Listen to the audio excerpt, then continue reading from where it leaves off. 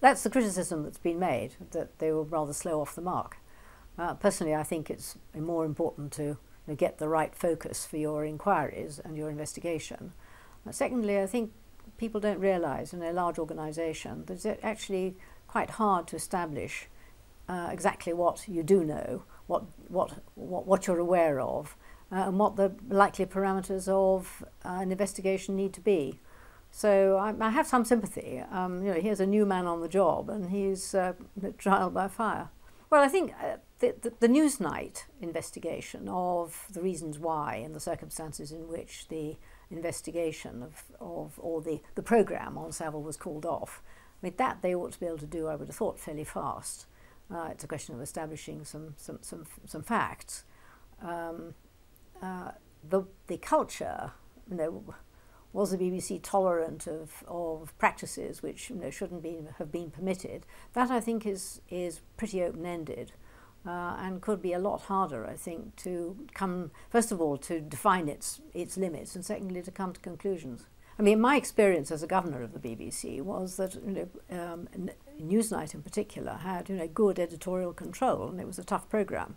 So I don't assume that what they've said about themselves is necessarily not accurate, or not indeed necessarily the whole story. We will see, and it needs to be established. Secondly, we are talking about something that's historical. This goes back a long way, and quite a lot of the people who will have been involved are no longer going to be around or in office, or indeed there to lose positions. I have a feeling that we need to be careful as a society, not to try to open up in the past in a way which actually means that we're constantly in investigation and accusatory mode about past conduct. I think it's clear that what Jimmy Savile was up to is quite unacceptable, egregious behaviour, and wrong. No argument about it. I think it took place, however, against a background where harassment of women in the workplace was much more widespread and much more implicitly not accepted but tolerated in a way that we would not regard as being right or proper now, and indeed women would not do so.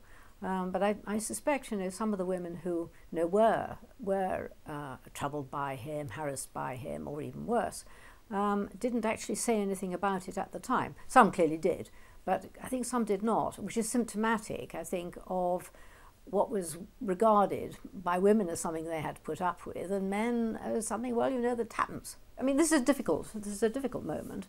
Clearly it doesn't do an organisation like the BBC any good, but I bet you there are other broadcasters around the world who may well have similar stories to tell.